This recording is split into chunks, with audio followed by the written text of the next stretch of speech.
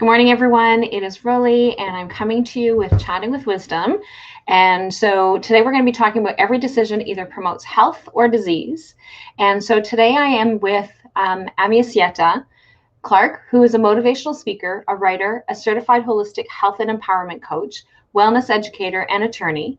She practiced corporate law for 8 years in New York City and became a holistic health coach after she overcame, and I'm not sure, she'll have to tell you about her autoimmune disease because I don't know how to pronounce that, through clean eating, reducing her stress and the environment toxins in her life. She's passionate about educating other women about real food, healthy living, and how they support their body's natural ability to improve health. She's the founder of Clean Body Living, a holistic health coaching practice which helps women with autoimmune disease and other chronic illnesses shift their mindset to realize that they own the power in their healing journey through awareness, body movement, clean eating, self-care, stress management, and reducing environmental toxins in their lives. She received her training from the Institute of Integrative Nutrition in New York City and Dr. Joshua Axe's Institute for Nutritional Leadership. She is also an alumni of Cornell University and Cornell Law School. So welcome. How are you today? I'm well, thanks. Thank you so much, Rollie, for having me on, and thank you for all the great work that you're doing. Happy belated International Women's Day. Thank you. So AmiCietta was supposed to be on last Wednesday, and with all the craziness with leading into our conference, and as I read her bio, because as most of you already know, I don't plan ahead the morning of, I go through and I have a chance to be able to read bios and know what the topic is going to be about, because it really is about having that conversation at the breakfast table or at the lunch table, whichever way that you want to say it. And so one of the things that as I was reading your bio is you would have been an absolute perfect fit for our conference this weekend. It was so inspiring, as is your work and the things that you do and how you inspire the women to be able to get well and improve their health. So thank you so much for the work that you do with all the women. So one of the things that I couldn't pronounce was the autoimmune disease that you had. Did you want to share a little bit about what that was? Sure. And thank you for your kind words. I definitely am passionate about empowering women to take control of their health and own the power in their healing journey. I was diagnosed with myasthenia gravis. It's a rare autoimmune disease that causes muscle weakness throughout the body. For those who don't know, an autoimmune disease is one in which the immune system mistakenly attacks the body instead of just attacking foreign invaders. And in myasthenia gravis, it attacks the muscle nerve connection. So where our nerves send signals to our muscles to do certain things like talk, move your arms, open your eyes, all the things that our muscles do, our nerves send signals to them. And there's a blockage there in myasthenia gravis. For me, the disease started off where I had blurred and double vision, and it actually came on suddenly when I was driving at 70 miles an hour. So you can imagine, how scary and dangerous that was for me. And it progressed. I was actually driving back to law school. I was in my third year of law school, almost my final semester. I was driving back to take one final before my final semester. It was in December. And long story short, it was definitely the most scary day of my life. I was able to pull onto the side of the road and call 911, and I was thereafter diagnosed. Well, thereafter it took a little while, but myasthenia not only affects the eye muscles, but like I mentioned, it can affect chewing and swallowing, it can affect your arms and legs, and even your lungs, where unfortunately myasthenia can be fatal. Wow. So, and you were talking about some of the things that you actually did to be able to overcome that. So, do you want to talk a little bit more about how you were able to, so first of all, so is it gone at this point, or is it managed? It's managed. So let me just take you through my story just a little bit, if that's okay. Yeah, absolutely. Okay, so I was diagnosed back in 2002, and I was about to graduate from law school. I already had a big law firm job lined up. I had to take the bar exam. So that was a scary proposition, well, in general, but then with not being able to see, so I was able to get accommodations on the bar exam. And then working at a big firm requires you to work crazy hours. Like I was working until 4 in the morning, 80, 100-hour weeks. I had a number of 36-hour days. And my last 3 days before I quit working at a law firm, I worked 60 hours in a 72-hour period. Wow. That could be like a whole different conversation. But so I took drugs that suppress my immune system. The way doctors treat myasthenia is to suppress the immune system, because the immune system is attacking the body, they suppress it. But then, of course, that leaves you open and vulnerable to other viruses and bacteria. So I got sick a lot, but I took the immunosuppressant drugs while going through that grueling job. And after 4 years on the immunosuppressants, my doctor said, you know what? There might be side effects. Maybe you should do something differently. I was thinking, yeah, I should have known about these before. But anyway, that's a different story too. So I took steroids for 2 years, and then I had a surgery where they remove your thymus gland, which is in your chest, and it plays a role in immunity, especially in children. That's supposed to be a cure. Definitely, people experience improvement after their thymus is removed. For me, things got worse. My blurred vision was absolutely terrible. I was seeing cars under the road cross. I mean, my vision was just very, very bad. It was hard to, of course, I couldn't drive, cross the street, couldn't dial a phone number. And I told the doctor that things were getting worse. And he said, oh, hopefully they'll improve down the line. And then I also started to experience weakness in my hands where I couldn't type. And here I was, a big like corporate lawyer doing mergers and acquisitions in New York City, and I couldn't drafting, these 80-page agreements. I couldn't move my fingers, and I couldn't walk either. Well, I couldn't walk properly. My foot, I didn't have total control over my foot, my right foot. And I mentioned this to the doctor, and he said, oh, go back on the steroid that I had been on prior to surgery. I got off the steroid because it interferes with bleeding and healing. And I went back on the steroid, and things cleared up. My vision got better. I regained strength in my hands and my legs.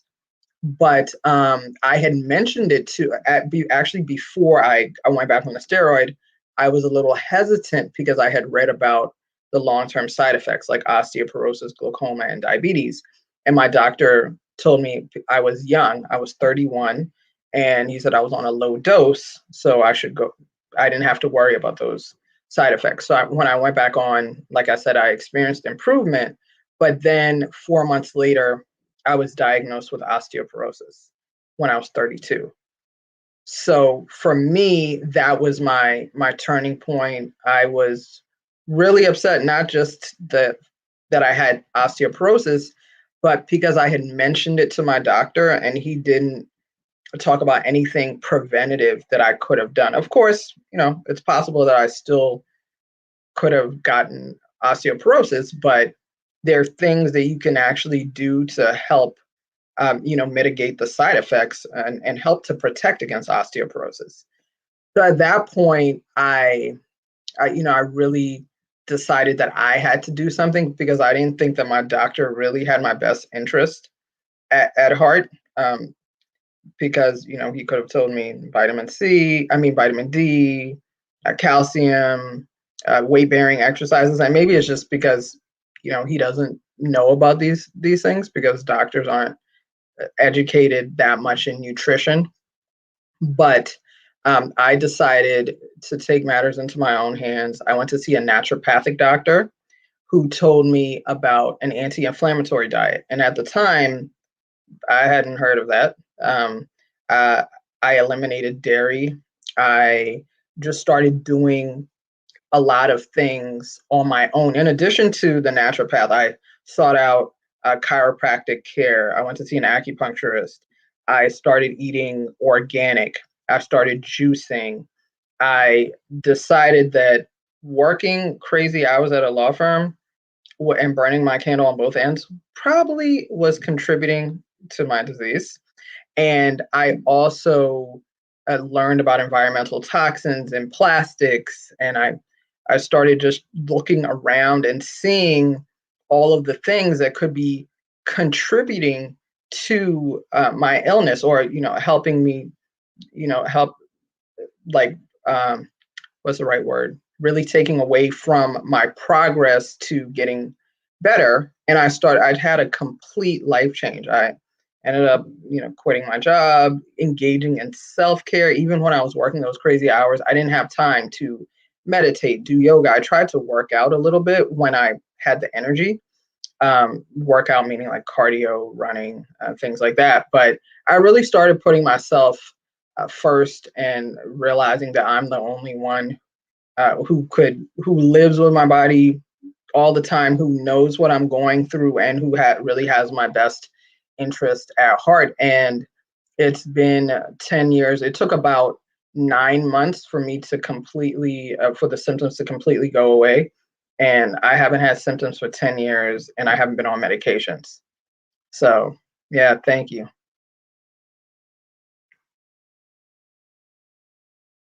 Okay, so for some reason, I can't hear you. I muted my mic. Okay. Sorry, but I was saying yay. And I you. was saying that it really is something that we struggle with as women, to put ourselves first.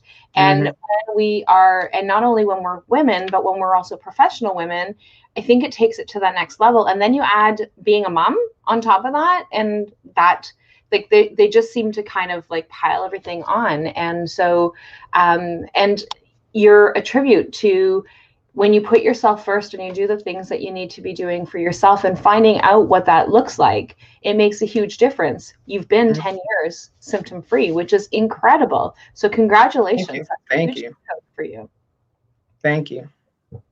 Yeah, so, I can't imagine actually being, I have 3-year-old twins now. I wasn't a mom at the time, but adding that layer in while I was battling the disease and working those types of hours, I can't even imagine that. But it does make it more difficult. And I understand what you mean about, like, I have to be really conscious about putting myself first, even now. Yeah. And so now, one of the things that you had in terms of your topic was that every decision either promotes health or disease. Do you want to talk more specifically? And I think you shared that in your story, but to be able to help people kind of, because sometimes it helps to be able to have those specific points. So like, what kind of things, like what would you make reference to?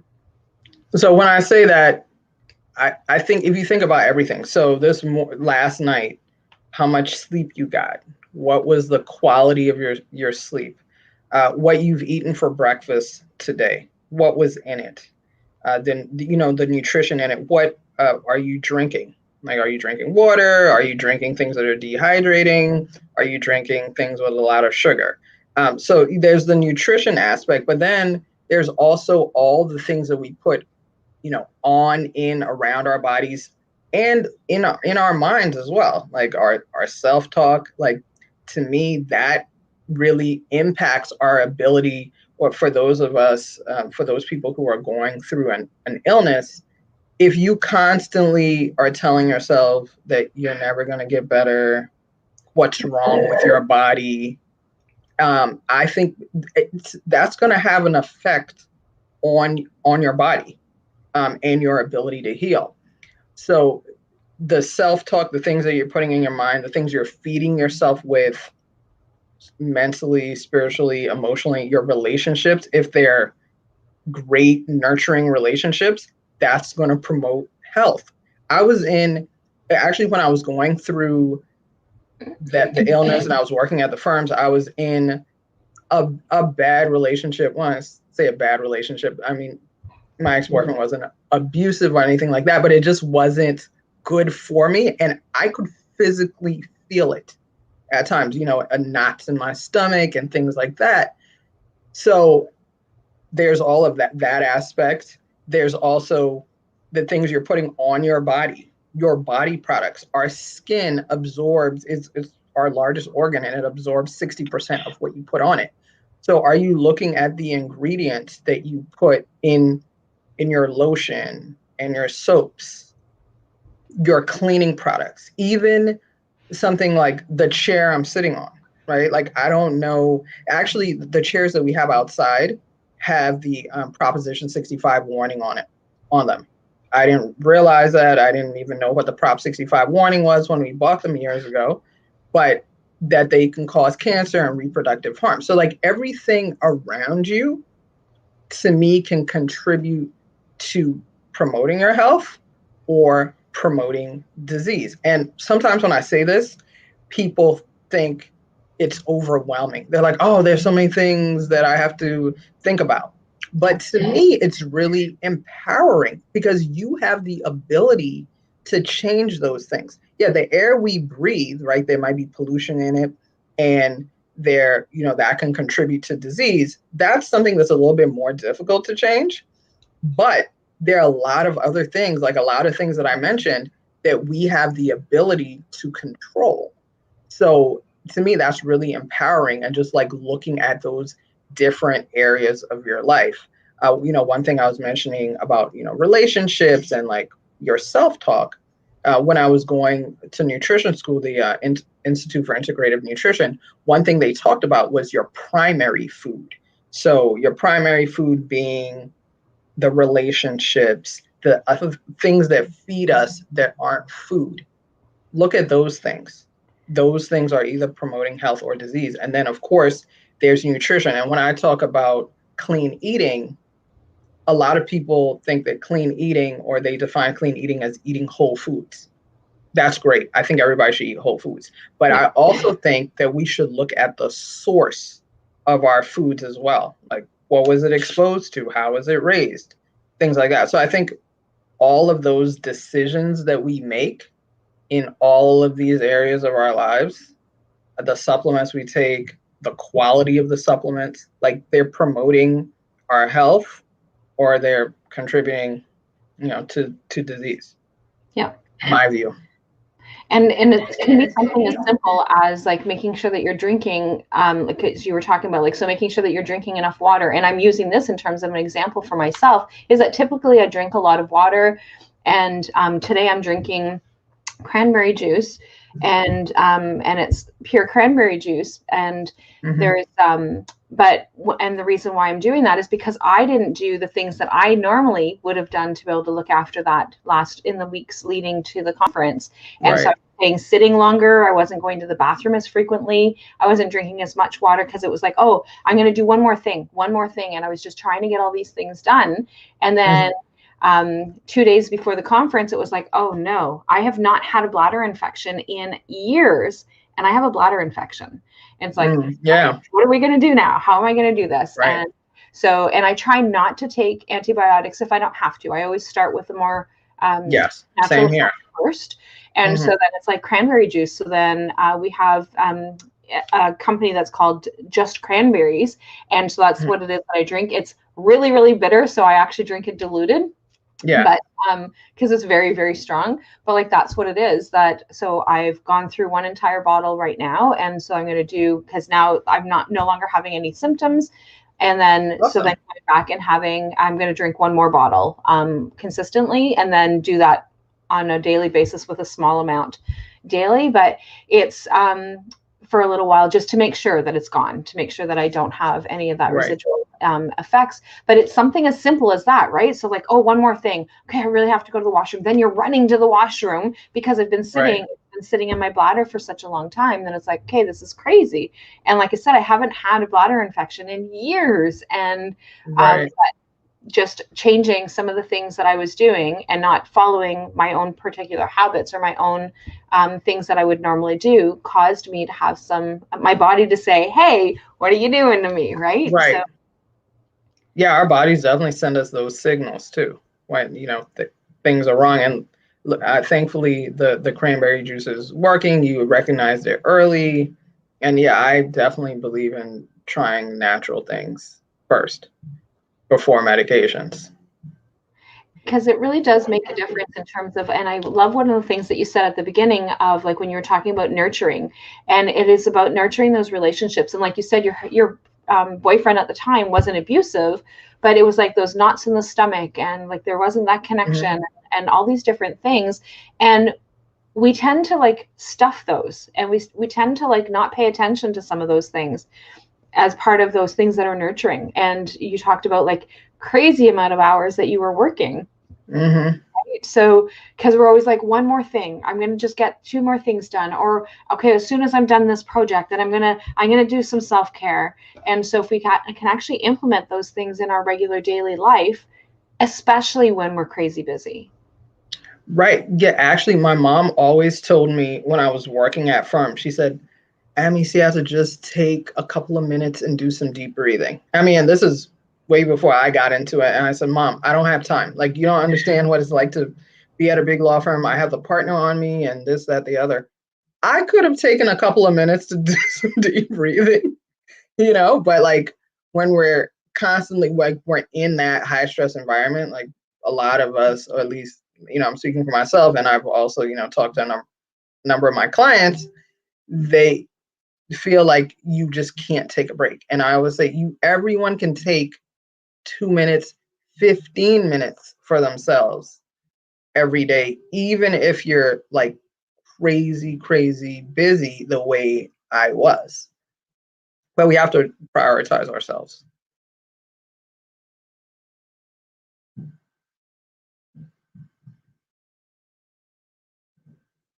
Yeah, unfortunately, it looks frozen.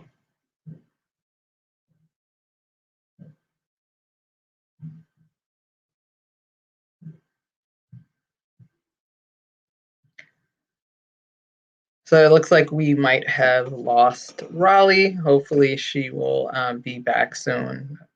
Apologies for the technical difficulties here.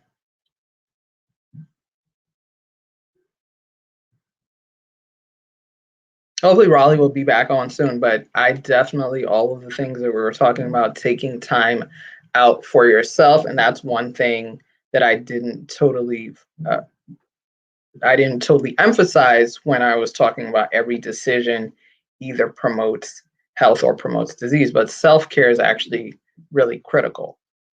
So taking the time out for yourself, whether it's meditating, whether it's going for a mindful walk, it's exercising, it's taking a bath. I even think that people can take meditative showers where you are really concentrating on each area of the body. You're really taking your time in the shower, and then you're sending your body love as you go through each part. So we can all take time for ourselves every single day. So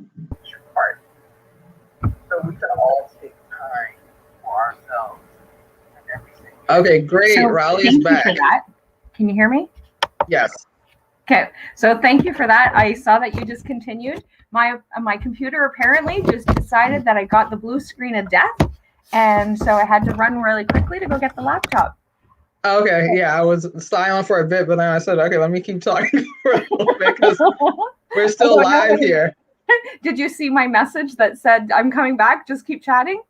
Oh, no, actually, I didn't. It didn't come up. I was about to check my phone. After I said that, I said, okay, let me check my phone. I was about to. Anyway, all worked out. You're back. I did keep talking for a part of the time, so. Perfect. So, so apparently the computer needs a little bit of self-care, so we're going to do some. Yeah. Everyone needs self-care. So I'm not sure where it is that you left off. So did you want to maybe share something else that in terms of something that you were talking about, or just kind of? I was talking about, I started, just going on what we were talking about, making time for ourselves. I started talking about self-care, that we should all make some time for ourselves, whether it's, meditating, it's going for a mindful walk, doing some cardio activity, yoga. I even like taking what I call like mindful meditative showers, where you're really taking your time in the shower and sending each body part some love. Because actually, as I mentioned, I have 3-year-old twins, and when they were first born, that was another pretty crazy period in my life. And even taking a shower was like, oh, such a break, So taking a nice long shower, but even now, just taking a long shower and just, saying positive things to yourself, sending your body love to each body part. Like, to me, that's like, I like to do that. And I recommend that people do that or try it as a self-care practice. Taking a bath, anything where you're saying reading, that, just reading, just take some time for yourself to relax every day. Self-care doesn't mean, one, that you're selfish, and it also doesn't mean that you have to go to the spa, get a massage. Like, it's taking time to nurture yourself. And I think that that's one of the things that people often think, is that self-care has to be costing us $1 zillion to be able to do, right? I can't go do self-care. So self-care is like going to get your hair done and going to the spa and getting a massage. That's one portion of it, but it's those daily things of even just being able to, like your mom would say, just stop and breathe. Just stop and just take a couple of minutes to just stop and breathe. And it just allows your body to be able to come back into calm. Right. Even another thing people can do too is gratitude, I think is key. So writing in a gratitude journal.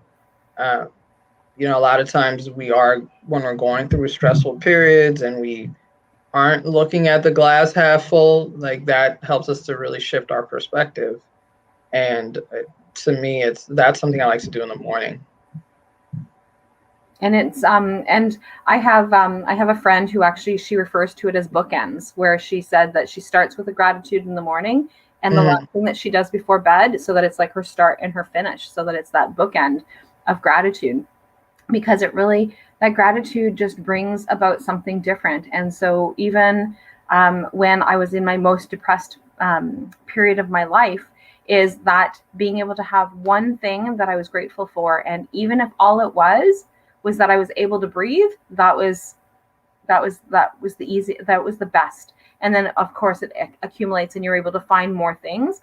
But even in your darkest moment, finding one thing that you can be grateful for, yes, instill that hope, and that and helps to pull you out of that despair. I definitely agree.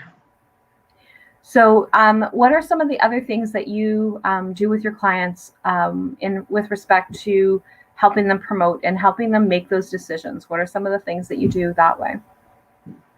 So the first thing I like to look at is diet, but then I also like to really see what my clients' triggers are. So what I'll have them do is journal out their life pretty much for about 2 weeks. And then we can identify what's really triggering their symptoms. So is it the foods? Is it exposures to certain toxins in body products, in cleaning products? Is it work that's triggering them? And then I can sort of tailor a plan. But generally speaking, I like to approach diet first. And as I mentioned, I really like to look at the source of food. So I think that everyone should eat as cleanly as possible from sources with the least toxins that they can afford. So if that's, eating organic to me is like the gold standard. But, organic food, at least here in the States, is more expensive. Right. So there are ways where people can eat organically grown food for less money, where the Environmental Working Group, which is a group here that looks at a lot of toxin exposure, they have 2 lists, the Dirty Dozen and the Clean 15. The Dirty Dozen are the top 12 items, that's like 13 items that have the most pesticide residue. And then the Clean 15 is the list of produce items that have the least pesticide residue. So I would encourage people to eat from the Clean 15 and conventional produce, so non-organic, and eat organic from the Dirty Dozen. So you're really reducing reducing pesticides. Pesticides have been linked to autoimmune disease, certain cancers. So I would recommend that. And then you can also talk to your farmers, because some farmers, they're small farmers, they're not paying for the USDA certification, but they are really using organic growing practices. So if you talk to your farmer, you trust them, you can buy from them, and it's often cheaper than buying certified organic. But I think looking at the source of the food, and then I also like to really look at the things that are around you. So staying in the kitchen, eliminating the plastics that people store food in, looking at your cookware, looking at water. We're talking about water, but then also looking at the source of your water. So a lot of people do drink filtered water. I think that's definitely better than drinking bottled water, because bottled water generally is in plastic. But a lot of our filters are filtering standard things. So for example, you might have a filter that's filtering lead and chlorine, but your water doesn't have lead and chlorine, it has chromium. So if you don't have a filter that's filtering chromium, then you're still drinking chromium. So figuring out the source of what's in your water as well. So I start working with clients on their diet. And for people with autoimmune disease, there's a certain diet that I think is helpful. And then for people with other chronic illnesses, depending on what it is, there are different types of diets. But then you also have to see how your body feels, how you react to certain types of diets and eliminating certain foods. For me, dairy, if I eat dairy, probably right now, I might get blurred vision, because it's happened, years after I stopped having symptoms, ate dairy one day and had blurred vision. So that's something, because dairy is inflammatory. So I, work on the diet, then I start working on the other things, the body products. The average woman puts on 515 chemicals every day. So that's in our lotions and our potions, our toners and our serums and our makeup, so, start looking at that stuff too. But like I start with the food, and then we start looking at all the other things. And then of course, the self-care comes in too. Stress management is key. So, looking at how they respond to it, introducing certain techniques to help them to respond to a stressful event, and then just to keep them calm in general, so that their baseline is lower and they start in a calmer state. I think meditation is actually great for that. That's beautiful. And so, and it really, and all these things that you talked about, like, were all little things, right? So being able to have an idea, like being able to figure out what some of the patterns are, and figuring out how to be able to like make some of those changes, and then eliminating one thing at a time. And that you can't go back to dairy, right? Yeah. Because you've already been able to experiment that. So you keep it out of your system for a certain length of time, and then you bring it back in. And that's how they actually get you to test for allergens. Yeah. Food allergies, is they get you to take it out for a certain length of time, and then it's reintroduce one thing. And that was something that we would have to do with my son when he was younger, because he has he gets really bad eczema.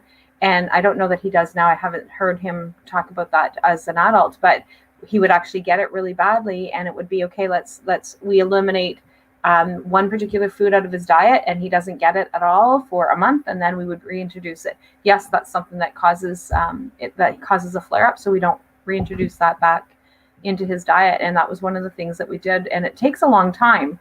And some people are sometimes looking for those easy, quick fixes, and that's not necessarily you're not going to find it quickly. And so that's something I think that's really important for people to know. So I put in, I agree. I put in the chat, I put down, and I know that it's also in the description for any other contacts, links that you want to be able to get a hold of AmiCietta, is that I put it her website link so that Awesome. you'll be able to have access to her that way, because you'll be able to have access to her appointments, her programs, and all the things that she's doing. So I put that in there. Is there anything else before we head out that you wanted to be able to share, or that you thought was important that you wanted to touch on before we ended? Sure. Yeah, actually, it's something that you sort of mentioned where you were talking about putting one food back in at a time. One thing at a time. I think people need to, I've said a lot of things. People hear about a lot of things. Start by making one change. Right? You don't have to get rid of all your body products or your cleaning products. Start eating everything organic. Engage in all this self-care. Just do one thing at a time. If it's your diet, and let's say you're eating a lot of processed foods right now, start moving away from the boxes and the bags, and maybe even go to frozen. And then you can go to fresh. You don't have to do all these things at one time. So I think don't get overwhelmed and just make one change at a time. And, thanks for putting my information down there. My website, there are definitely some free downloadables that you can grab from there. And I really appreciate the opportunity to be here and share with your audience, Rollie, and appreciate all the things that you're doing as well.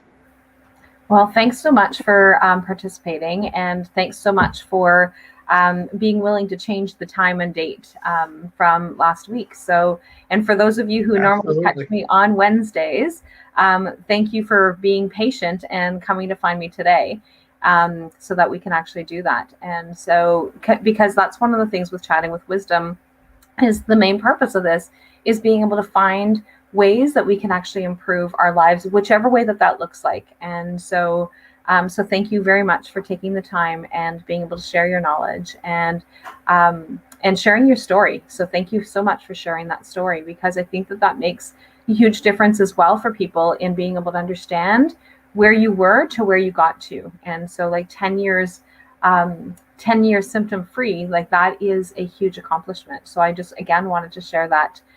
Kudos to you. So thank you so much for that. Thank you, Rollie.